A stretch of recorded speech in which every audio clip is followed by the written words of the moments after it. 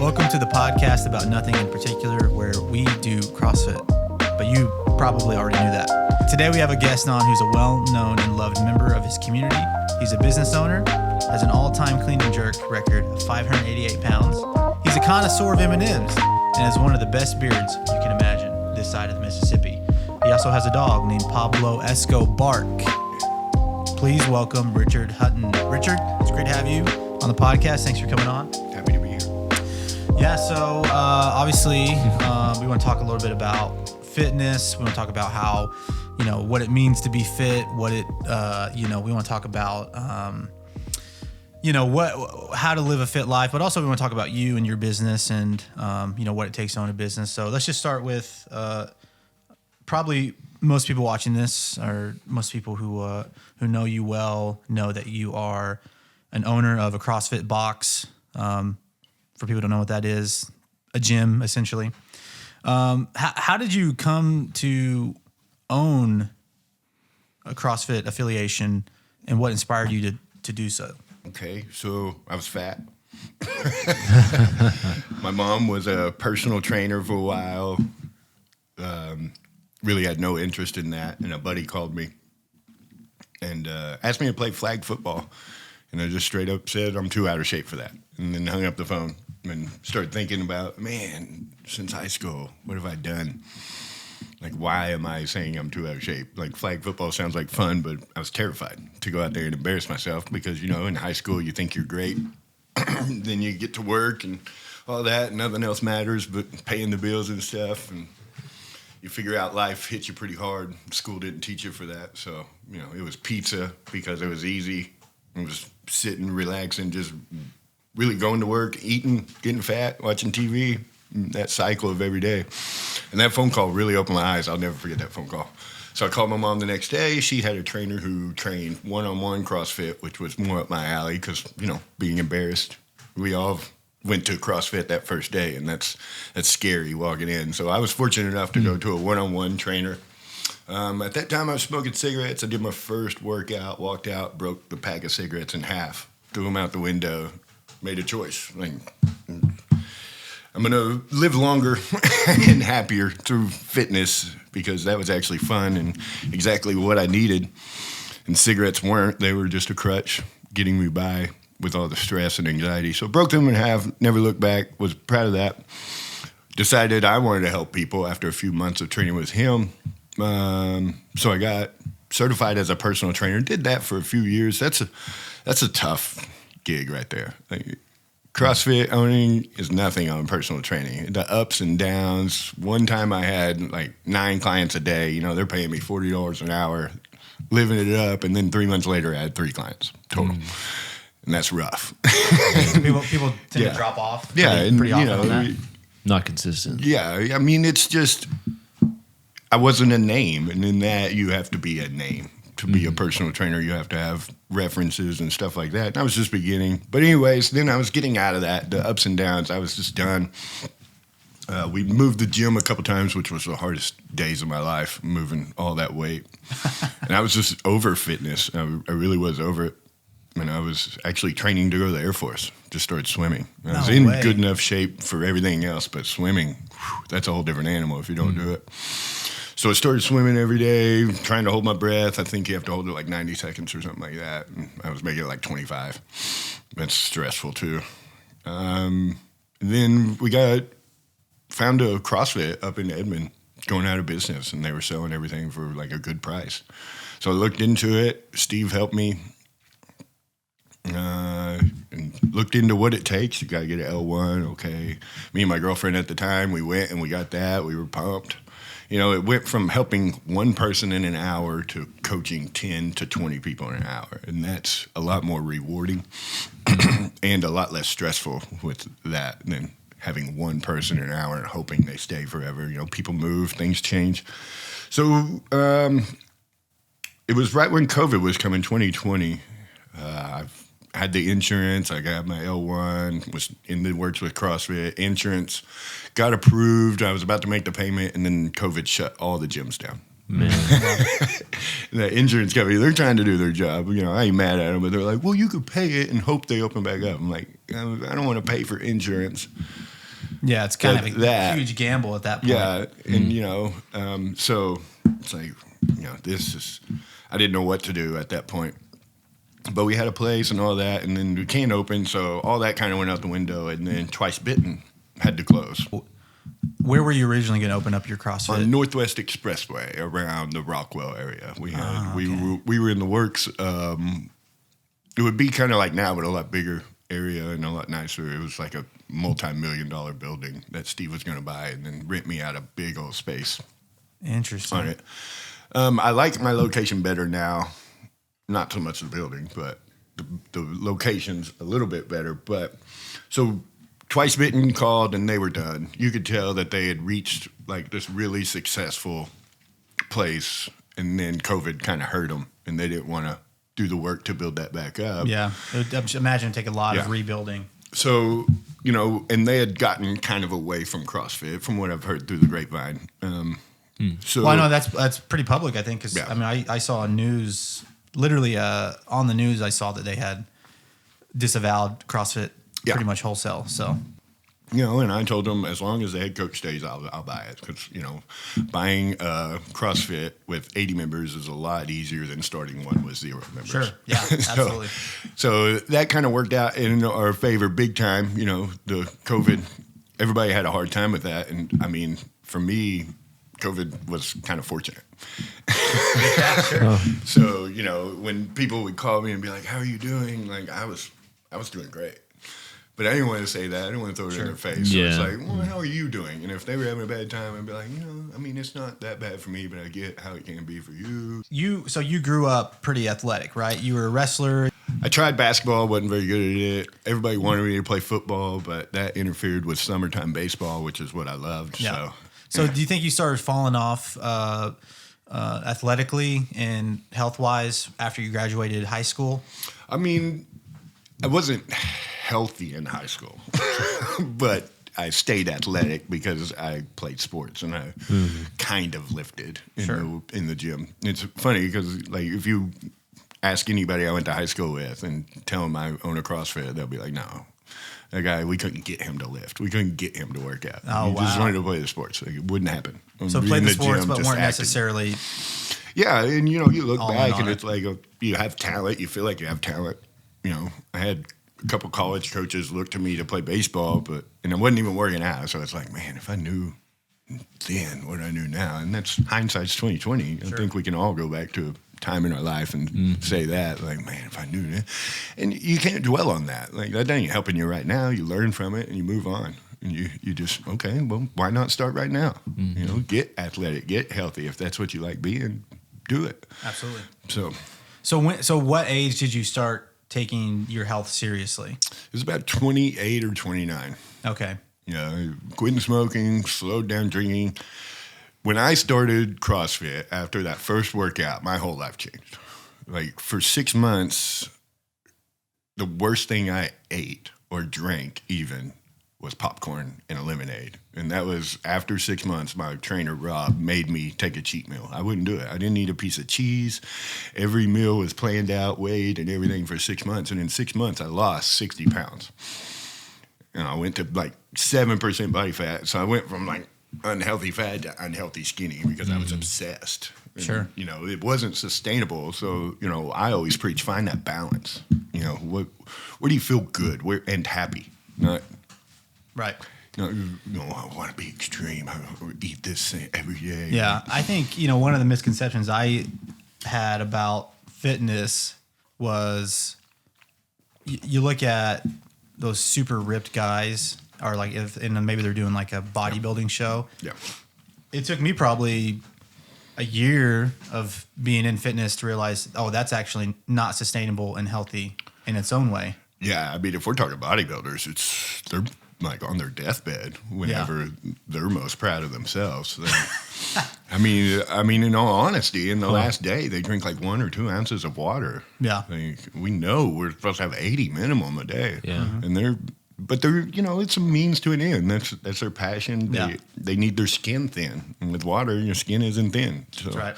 Yeah, I think the average person though sees like a ripped person and they think, that should be normal. But reality is, most people aren't probably going to have six-pack abs or like under 10% body fat. Yeah, 100%. I mean, you have those guys with that genetics where healthy for them is 8 to 10% body fat. That's not healthy for me. I'm more of 10 to 15% body fat.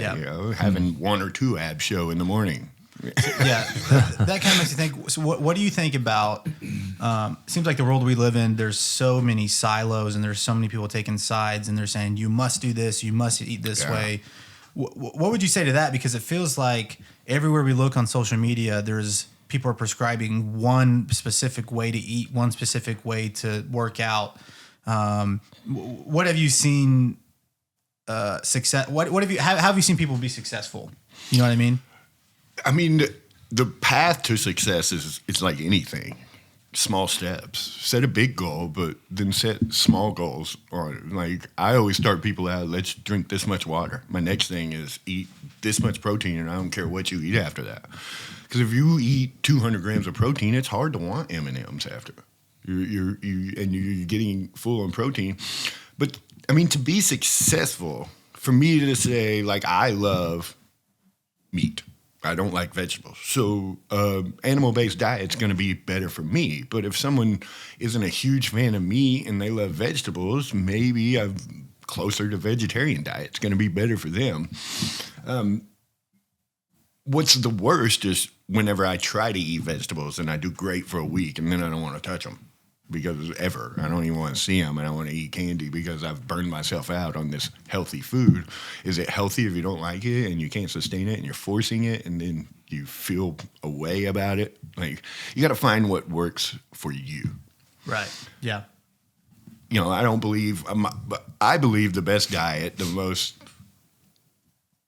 beneficial diet, and especially if you want to be that 1%, is a perfectly balanced block diet, is what they call it, where you're eating this much protein every meal, this much carbs, and this much fat. And you spread that across 5 or 6 meals. And the reason I believe that is your body works. It should be digesting those meals about every 3 or 4 hours. So if you're eating the exact same thing, you're staying really balanced throughout that day. And you have a good energy source always in your body and you're ready to go. But in today's world, how many people have time to cook these meals and have them perfectly balanced and weighed out 6 times a day? Yeah, it's pretty tough. For me, I could do that. But also for me, like, I'd rather put my energy somewhere else. Now, I have Monday through Friday, I eat 4 meals a day and they're the exact same every day. I pretty much know what I'm going to wear and what I'm going to eat. I make so many decisions being a business owner that I don't want to make decisions on my food and what I dress and all this. Like, this is set in stone. This is what time I go to sleep. This is what time I wake up. This is what time I eat this, and this. This is what I'm going to wear. Let's go put our focus in members and getting them. For someone who is unhealthy, someone who is overweight, they don't know where to start. What's your message to them? What would you say? All right, this is the first step you need to take. Man, if I, in a perfect world, mentally, start identifying as a healthy person. Okay. So I heard a little analogy. You have 2 smokers who are quitting. And they go to a bar, and they're drinking together, and they're celebrating that. And someone comes up and it's like, hey, you want a cigarette? One person says, I don't smoke. One person says, I'm trying to quit. Which one do you think is going to be more successful? The guy who says, I don't smoke. Yeah, like, that's good. He's identifying as, I don't smoke. Like, I'm trying to quit says, I still smoke, but yeah, that's pretty powerful. I don't want to anymore, Yeah. So it's all mental, there's no such thing as moderation. Your environment, Coach Mike just sent me a video, and I never thought about this. Your environment is going to be stronger than your willpower. So, talking about past friends, whenever they say you've changed, good. Yeah. Yeah. That's the point. Like, yeah. We should always be changing. You should look back 5 years from now and almost be embarrassed of who you were. Like, in my coaching, I look back 3 years when I started coaching and I laugh. Like, oh my God, I was a terrible CrossFit coach. And it's not that I'm a good one now. I'm just better. Experience. I wanted to be better. So every day, study now. You find out this works. Like, oh, actually care a little bit. Back then, I was just nervous. Like, oh my God, I hope no one new shows up. I don't know how to coach 20 people and a new person. Now someone new shows up, I'm excited. Yeah, well, the reality is the people who are new are probably like, this makes sense. Like, all of this makes sense to me. Or like, maybe it doesn't make sense, but I trust what this guy's saying. Yeah. I mean, that was me. I'm like, I don't know how to do a power clean. I don't know how to do a power, like a snatch or whatever the case. Yeah. The most I knew how to do is squat and deadlift. Yeah. Not much, but I think that's powerful starting in your mind. And I think a lot of that too is being able to determine in your mind, all right, I need to go to the gym. Yeah. Like I need to be, and I think that's the magic of CrossFit is that not only like I think we've all been in those cases where we try to go to a gym and we're like, cool. Like, what do I do now? You feel stupid. 100%. You have no idea how to lift. You don't even know if you're lifting right. You might get hurt. But I think that's the magic of CrossFit is you show up, and I've said this before, they tell you what to do. Yeah. People who know what they're talking about, who have a ton of experience, and not just the coaches. Obviously, the coaches are great at our gym, but also the community. Yeah. Because we have people in our community who have been going there, before CrossFit Fiend. Yeah, 8+ years. 8+ years of experience. Yeah. And super willing to help out anyone. Well, they love it because they remember getting helped. Yeah. Mm-hmm. I think there's this quote by Ben Shapiro. He talks about happiness is the pursuit of virtue. Yeah. So I think that's kind of in the same vein that being able to help people, like the pursuing virtue is how you gain happiness. And I think one of the virtues is helping people get healthy, helping people get fit. Oh, man, there's not a more rewarding job, and it's awesome. Like I've gotten 2 of the best feelings ever, and it's why I will never not do CrossFit again. One of them is a guy messages me, and he's like, "I had enough confidence to ask a girl out." Awesome. Yeah. Nice. It's been 8 years, but he hadn't been on a date. Like, and who cares about dating? The confidence. Yeah. Like, doing hard things gives you confidence. 100%. And then you see this all the time if you're in CrossFit. When someone hits that first box jump on a big box, it's scary. Yeah. And when they hit it, they look at you and they give you all the credit. And deep down inside, you know that it's really not you. They did the work. Sure. You was just there. And you just cared. And that's all really anybody coming to the gym wants. And I think you touched on it a little bit. Why CrossFit works is because people care. You go to a gym with headphones in, everybody's disconnected. You got people videoing themselves, getting mad because you walk through their camera. It's like, this is a public gym. Like, you should be here to work out. Like, right. There's nothing wrong with filming your workout, but realize that this ain't your gym. You don't own it. Like, just do your workout. If you want to film it and someone walks through, no one cares. If they're watching on Instagram, right. no one cares. It's you, and you're just wanting some attention, and that's great. Like, if getting attention in the gym gets you in the gym, then it's good for you. Like, sure. I tell people all the time, like, whatever gets you there, getting there is the hardest thing. And like you said, not knowing what to do. I've told clients, come Monday, if you don't know what to do, use Monday, but come to the gym. So you're setting that habit. That's the first habit you got to set. And just pick out 5 machines that you're going to do tomorrow. Yeah. Don't even work out. Say, I'm going to walk on the treadmill for 10 minutes. I'm going to do this curl machine for 20 minutes. I'm going to do this. Pick out 5 machines. Then you have a plan for tomorrow so you're not walking in wondering. And then if it's Wednesday, you got to do that again for Thursday. You're setting a habit of getting out and going. Yeah. And we all know showing up is the hardest part. So the way to build confidence, like you have these kids and their parents tell them they're great, and they're really not. They're not working hard, so they think they're great. But if someone comes up and it's like, hey, you suck at baseball, and that kid hadn't put in the work, he's going to think, do I? Right. But someone who wakes up at 4 a.m., goes and works out, goes in the afternoon, practices baseball for 3 or 4 hours, and it's pretty good. And someone walks out and like, you're not that good at baseball. They're going to laugh. Yeah, I am. Right. They've earned that confidence through hard work, daily grind of a sacrifice of today for the greater good tomorrow. What's some of the best books you've read this year? This year has mostly been about meditation and being in the moment. The book I'm reading now, I can't put it down. And it just talks about how there is no past, there is no future. Like, when you're thinking about the past, you're usually thinking about mistakes, bad things happen. It gives you, like, makes you negative. And when you think about the future, it's anxiety. Like, oh, is this going to happen? But when you're in the moment, there is no anxiety. There is no pain. You just are. And it's really all you have. And meditation, I talk about this, like, meditation has changed my life. Like, and it's just made me such a calmer person. You know, I want to be this person. And my past has made me this other person.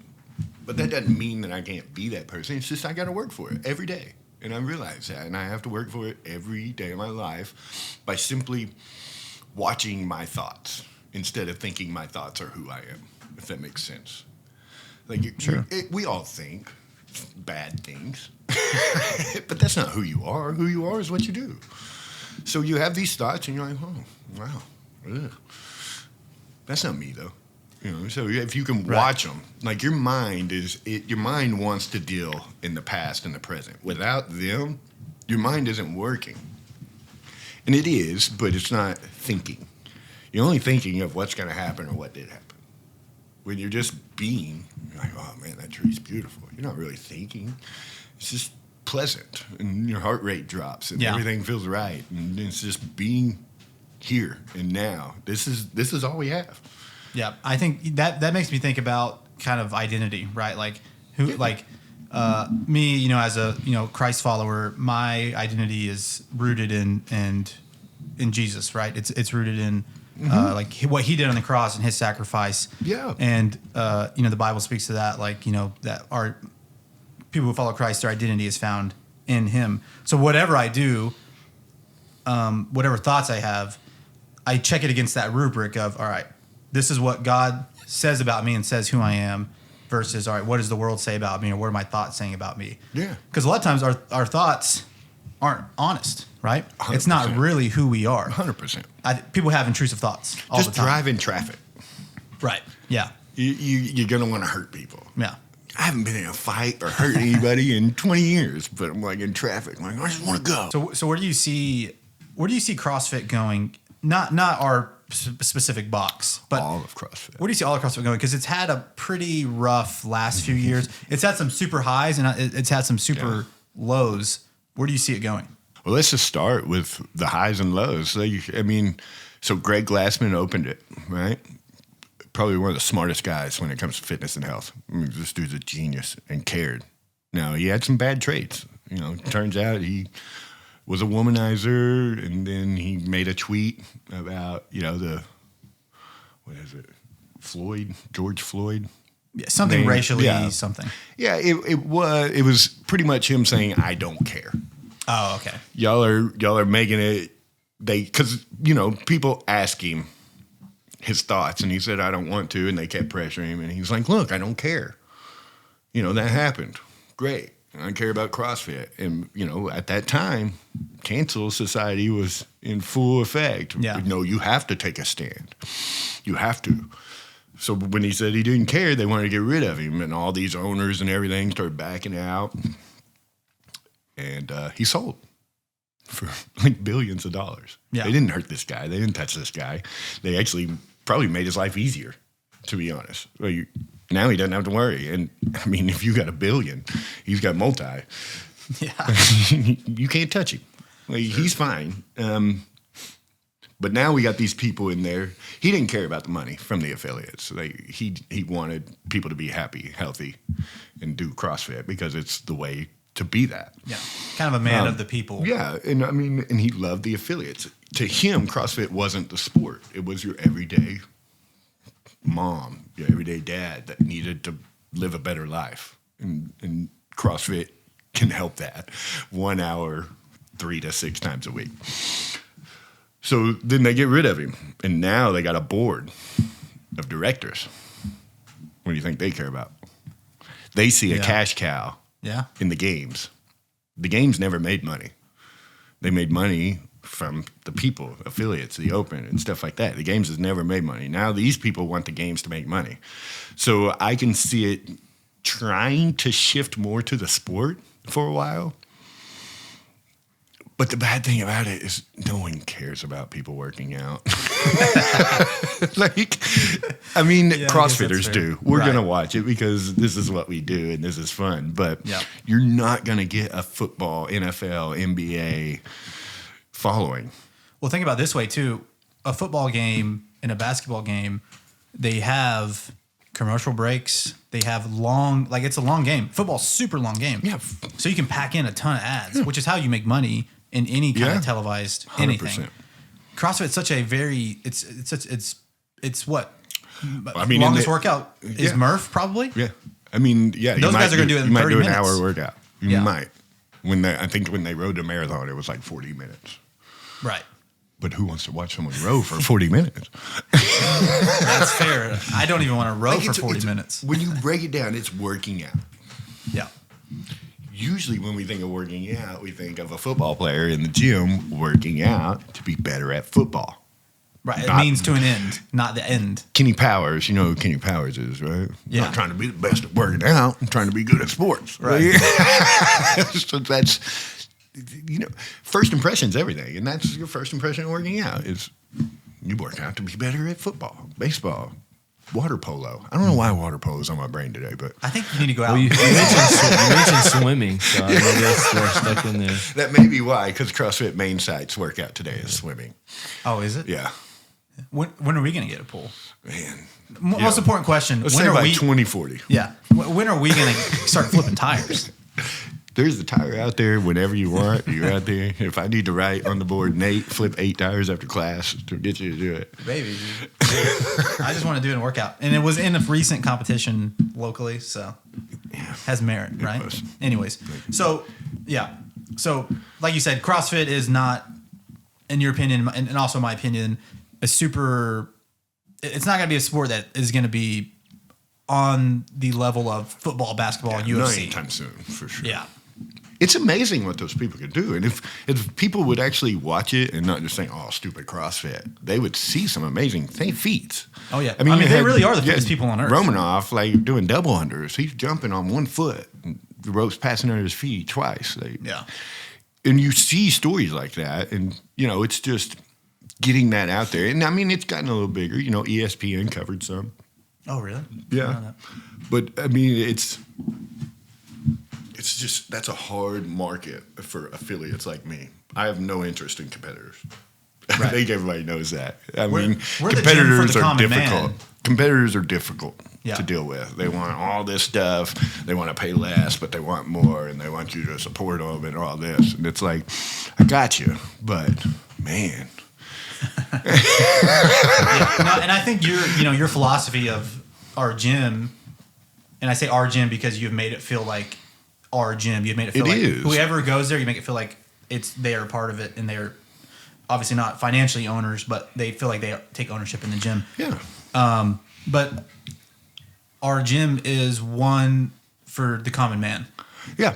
I mean, 3 weeks into your membership, if you sign up, I send you an email asking you to critique me or my team. You're not going to get that at Gold. Sure, yeah. But I want to know what you think. I don't have to do what you say, but I might if you're right. Someone I asked one member, I was like, how's classes going? She's been a member since I've been there, so over 3 years. She's like, you really asking? I was like, yeah. She goes, well, we've kind of got away from partner WODs. I'm like, man, we have. I didn't realize it. So now I try and get a partner one in there. She's right. This is going to make my business better, And it's not, oh, man, I was wrong. I forgot. Yeah, okay. Happens. Critique. Be open to criticism. It's not a bad thing to be wrong. And I feel like too much of us have pride. I'm wrong a lot. I don't ever admit it. But, I like to say I'm less right. But, I'm wrong a lot. And I knew going into opening a CrossFit, never owning a business, never anything, I need help. And that's why I told the owners of Twice Bitten, like, I'm not doing this unless Mike stays. Because I knew who ran that company. I knew who the face was. I dealt with Twice Bitten enough to know I needed him. Yeah, he's and not to integral. keep members to tell me how to do CrossFit. Like, I've worked out. I don't know how to run a CrossFit. And then, it's just anybody I can follow on social media that's giving out information. Sign up for any email things talking about how to run a better CrossFit, and just humble yourself and read. I feel like a lot of people that open a business are like, oh, no, we're going to do it my way or the highway. You're going to be on the highway real soon. You're homeless on the side of the highway. Like, humble yourself and learn from the best. There's people out there who've made all these mistakes you're going to make. Ask them. They'll tell you. They don't want you to do it. They know how stressful it was. It probably cost their wives and all of that. Like, ask for advice. Get it. Use it. Best thing that happened to me was, I told y'all in that 6 months, this is where I quit delivering furniture. This is by far the best thing that happened to me in my life, I think, was my sister finally talked me into going and drinking. So I went and got drunk, and we got stuck out in the field in her husband's big old truck, and I didn't make it to work. Well, they called me a bitch, and I quit. I was hungover. I wouldn't have done that sober. Right. But, when I woke up from the nap after that, like, reality set in, like, I don't have a job. Oh, man. Calling around, like, eventually I called my dad. Or no, this was when I started working for the gym. I called Steve. And I was like, look, I'll mop the floors. $9 an hour. And this is your, like, Cool. mid-20s, late 20s? Late 20s, yeah. And, I at that time, I needed like $1,500 to live. So I had to get out of that apartment, get a cheaper one, get all this going. But, I got my foot in the door. And it started with mopping the floors. Then I was working the desk. I would get there about 6:30 in the morning, clean the whole gym floor till about 11. I got an hour break to go home and eat lunch. And then I came back, and from 1 to midnight, I watched the front desk, making $8.59 an hour. Wow, yeah. And then that wasn't even enough. So on the weekends, I still had to deliver furniture. Oh, my. On Saturday and Sunday. But I'm lucky to own a business. I love that way people. You're lucky. Like, I don't even argue it. Like, yeah, I got lucky. Where do you see your business going? The plan is just to grow steadily. I'd like to. The next goal is 150 members. I think we're like less than 20 away from that. And I thought that was like a 3-year goal. And in 1 year we did that. And I think that number is going to be a really low ball, because hiring these mentors, I haven't even got in it with them, and it's already working. And all we've done is work on things that I've already done, but having these two who have ran CrossFits for the last 20 years, having me redo it with their guidance, like, it makes more sense why I'm doing it. And they're doing pretty much, the last thing I did was pretty much what you asked me, like, what's your plan? What's your perfect day look like? What's this? Like, and, just nailing those down. And whenever they put it in perspective and gave me this list, I wrote my perfect day down. And then you look at it, and it's like, I'm 2 things away from having my perfect day every day. Wow. Like, So what is your perfect day? Man, it's simple. Wake up, read for 30 minutes, meditate for 20, get ready, eat a little bit, go to work, do my budget, do the workout, write my timeline for it, study the move I think I need to coach the best in that day, review my timeline, watch Mike coach, work out, watch Mike coach, review my timeline again, revise it, go home, take a nap, read a little bit more, get up, have my breakfast again, go coach, come home, smoke a little weed, play a little video games, and go to bed. You got it, dude. You got it nailed down, man. That's impressive. You were able to just like that. Yeah, and that's every day. Like I said, taking these choices out. So, okay, I want to ask you this: what are your? This is just kind of fun, right? It doesn't. At the end of the day, it doesn't matter all that much. But what are your best lifts, and what are your numbers? Best lifts, like your all-time PRs. All-time PRs, like lifetime. Lifetime. I mean, deadlift was 595. 595. That's pretty heavy. That's really heavy. Conventional too, not no sumo cheating.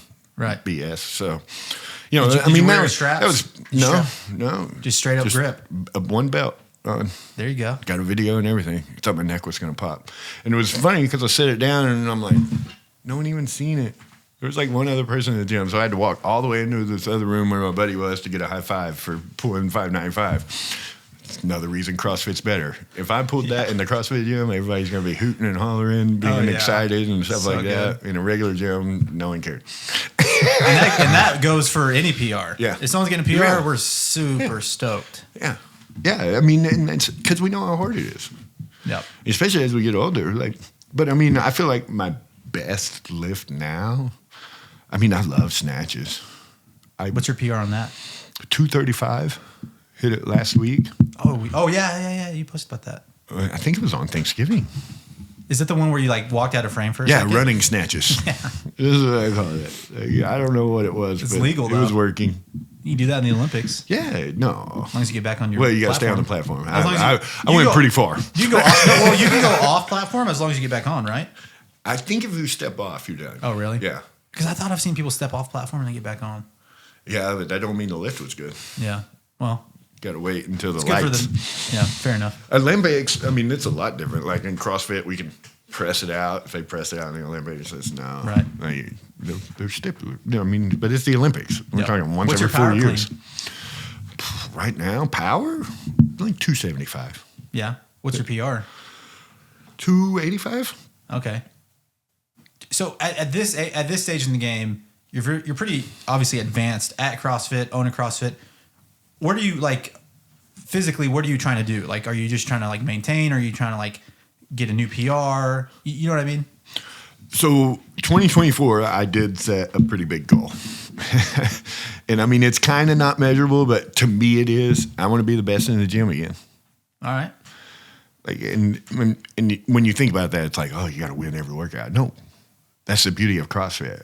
If you get second every time, as long as that one person didn't get first every time, you can say you're probably the best in the gym because it's about being well-rounded.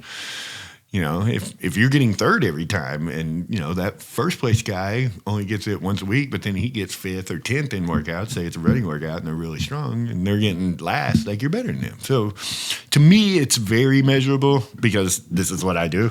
And I look at everybody's scores every day and then the next day just to evaluate. So, you know, that's the goal for 2024. And it started 2 months ago. Like, it's about training. Like, why wait until January to start this? Yeah. Then I got a road. Like, I got 2 months to get ahead. So that's the goal for fitness. The goal for work is I want to get back to programming.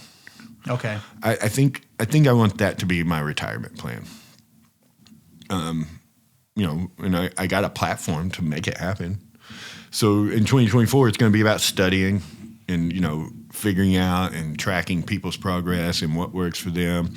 And then about halfway through the year, it's going to be starting to write a year's worth of programming. I'm hoping by 2025, I can be a couple of years ahead. Oh, wow. And the reason I want to be a couple of years ahead is so I can track it and see if it's working, because it's not just once I start. Like, I want to track it, and I want to spend 5 years getting better at it, and then I want to sell it to other gyms. So those are my big goals. Sure, man. Cool. Anything else you want to talk about? The journey's where it's at.